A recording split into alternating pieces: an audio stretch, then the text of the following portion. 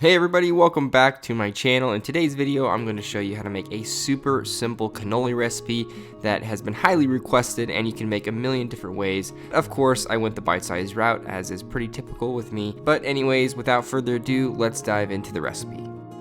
Alright, so first up, you are going to add the all-purpose flour, sugar, cold diced butter, and a pinch of salt to a food processor and blend until it's a mealy consistency.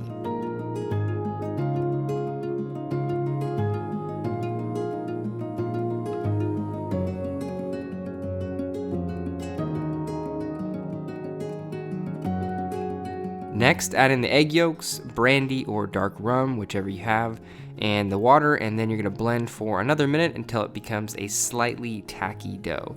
It shouldn't be too sticky though.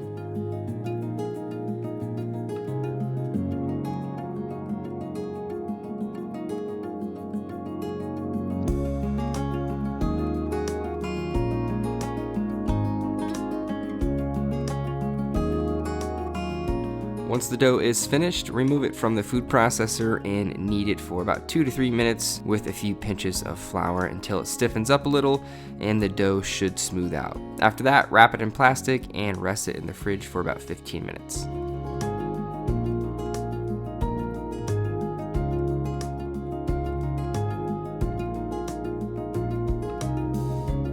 When the dough is done resting and has a nice chill to it, remove it from the fridge and begin to roll it out until it's about a ½ inch thick. Then you're going to cut it in half so it fits the width of the pasta machine.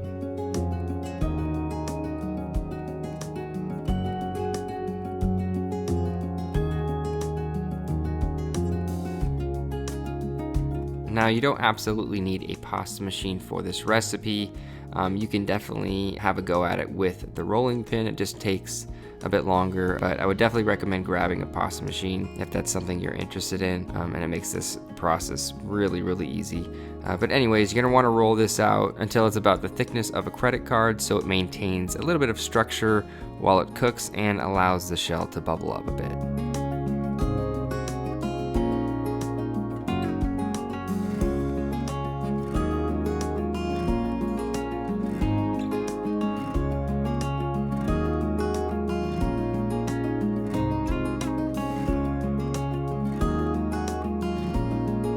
Once you've divided the dough into manageable sheets, at this point you can go a lot of different directions as far as shapes and sizes are concerned. But here I'm just going to make little mini cannoli shells that are about 1.5 inches in length.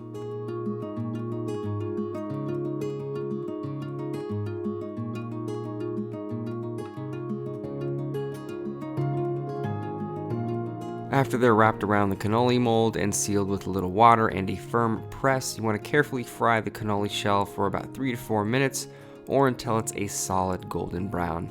Then remove it from the fryer onto a paper towel and repeat the process until all the shells are fried up.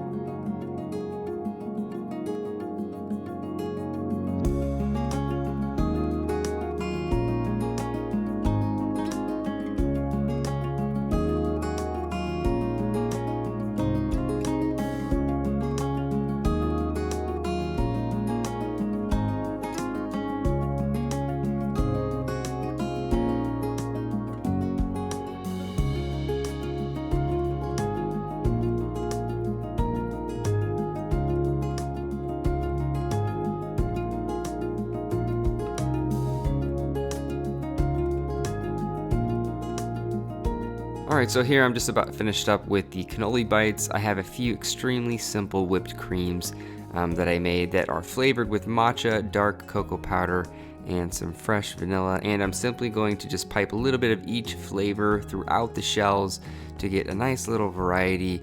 And if you really want to play around with these, you can mess around with the shapes and the flavor combos. And the ideas with these are just endless.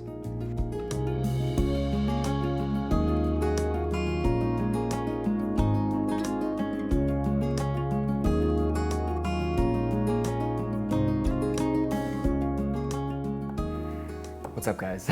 These look really, really good. I've been wanting to do cannolis for quite some time. Finally getting to it, and these turned out just really, really cool. Obviously, I do a little bit different of a spin than a normal cannoli. You know, whenever I do something, I try to think slightly outside the box, you know, something I haven't seen or tasted, or a size I haven't, you know, seen of a particular recipe. I dusted them with a little bit of matcha powder, and it kind of got a little crazy, so that's why you see this little ring around the edge. But you can go crazy with it as far as garnishing and different sizes. I almost thought about making like cannoli cones, like ice cream cones, but you need quite a bit of oil to get the whole cone in there and fry it, and it was kind of just getting a little crazy, so I decided to opt out of that, and these just turned out so cool and very wonderful. So I'm excited to try them out, and yeah, let me dive in. All right, so I'll try the matcha first. They're like literally bite size.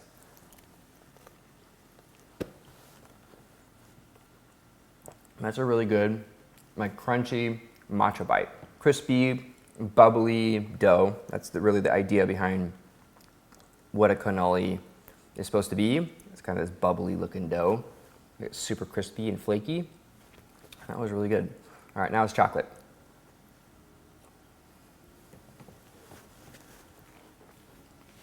See, that's probably my favorite one, just because I love chocolate. One of my favorite desserts is actually chocolate and gummy bears, believe it or not. I know it's kind of strange, but chocolate's just one of those, you know, timeless flavors. All right, last but not least, this is the vanilla bean. I don't know. That one's really good. Let's see. That's actually more traditional cannoli just because of vanilla. Usually there's like a pastry cream or some sort of vanilla custard filling that goes inside the cannoli. And so that kind of reminds me of really what a cannoli is supposed to taste like. Crispy on the outside, flaky and buttery, kind of that caramelized dough flavor. And then you have a really nice creamy center, similar to an eclair, but much more crispy and just a cool texture contrast. I love making things miniaturized.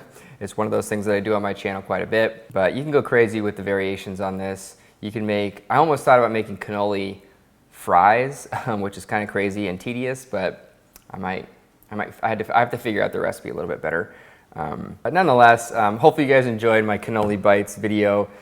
This is really cool to make. If you guys did enjoy, make sure you give this a thumbs up, share it with your friends and your family, people you love, people you want to share cannoli bites with. Subscribe to this channel if you guys enjoy what I'm doing here. Of course, comment down below for video requests, recipe requests, different things you want to see on my channel, and I will see you guys next time with another recipe. Later, folks.